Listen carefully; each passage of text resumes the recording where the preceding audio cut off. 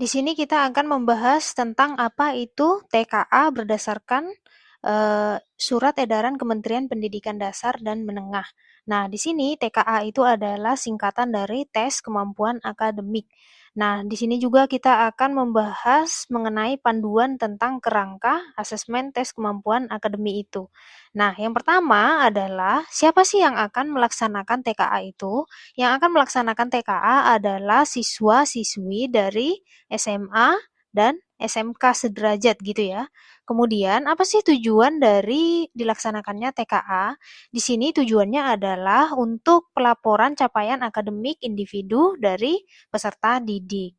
Nah, di sini materinya ini khusus untuk MTK ya, tentang materi apa aja. Nah, yang pertama itu adalah bilangan, kemudian yang kedua aljabar, yang ketiga itu geometri dan pengukuran, yang keempat data dan peluang, dan yang kelima adalah trigonometri. Berarti di sini ada 5 materi yang diukur dalam TKA itu. Nah, kita akan melihat secara detailnya. Yang pertama tentang bilangan. Bilangan itu kan banyak ya. Nah, di sini katanya bilangannya itu adalah bilangan real.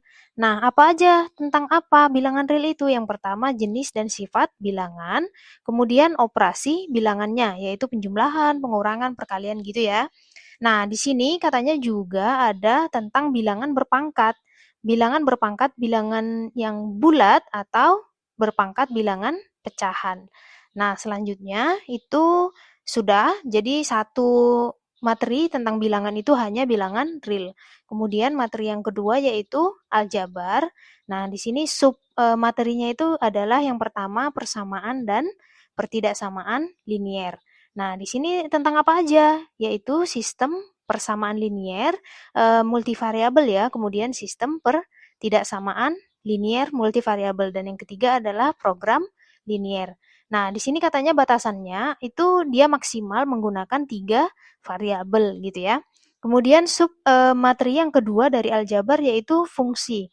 Nah, fungsi di sini nanti dia akan misalkan menentukan domain, kodomain, range gitu ya. Kemudian inverse fungsi, kemudian juga fungsi komposisi. Nah, di sini dia akan dianalisis secara analitis dan grafis. Nah, selanjutnya materi dari aljabar yaitu baris dan deret. Nah, di sini apa sih tentang baris dan deret? Yaitu barisan aritmatika dan geometri. Nah, di sini juga nanti kita akan menggunakan pengaplikasiannya terhadap pertumbuhan, peluruhan, nah bunga tunggal, kemudian bunga majemuk gitu ya. Mungkin nanti dalam bentuk soal cerita. Nah, selanjutnya materi yang ketiga adalah geometri dan pengukuran. Nah, di sini yang pertama itu materinya itu objek geometri. Nah, di sini apa aja sih yang akan isi materinya gitu ya. Itu ada hubungan dua sudut, dua garis, dua bidang, kemudian ada hubungan objek geometri dan bangun datar, kemudian ada kesebangunan, kekongruenan, kemudian ada teorema Pitagoras. Mungkin teorema Pitagorasnya di sini nanti dia digunakan dalam soal cerita gitu ya, enggak langsung teorema Pitagorasnya gitu. Nah, di sini juga dia ada jarak dua objek geometri, itu meliputi jarak dua titik. Nah, di sini biasanya dikenal ini dimensi 3 gitu ya. Nah, selanjutnya submateri dari geometri dan pengukuran yang kedua adalah transformasi geometri.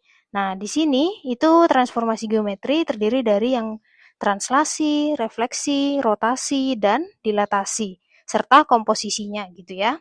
Nah, selanjutnya itu dari geometri dan pengukuran yaitu pengukurannya gitu ya. Yang ketiga, misalkan itu yang ditanya mungkin keliling dan luas bangun datar, kemudian juga volumenya, kemudian jarak dua objek gitu ya. Selanjutnya itu yang keempat, itu materinya trigonometri. Nah, di sini submaterinya itu adalah perbandingan trigonometri. Nah, di sini trigonometri itu kan ada sinus, kosinus, tangen, kotangen, sekan, dan kosekan. Nah, materi yang terakhir adalah data dan peluang. Yang pertama tentang data dulu. Ini lebih ke statistik ya. Ini kan ada penyajian data, kemudian ukuran, pemusatan, dan penyebaran data tunggal maupun data kelompok. Nah, yang submateri keduanya baru ke peluangnya, yaitu peluang suatu kejadian tunggal dan kejadian majemuk. Nah, itulah kira-kira materi untuk matematika TKA-nya. Nah, di sini nanti saya akan membuat videonya berisi soal-soal yang sesuai dengan panduan ini.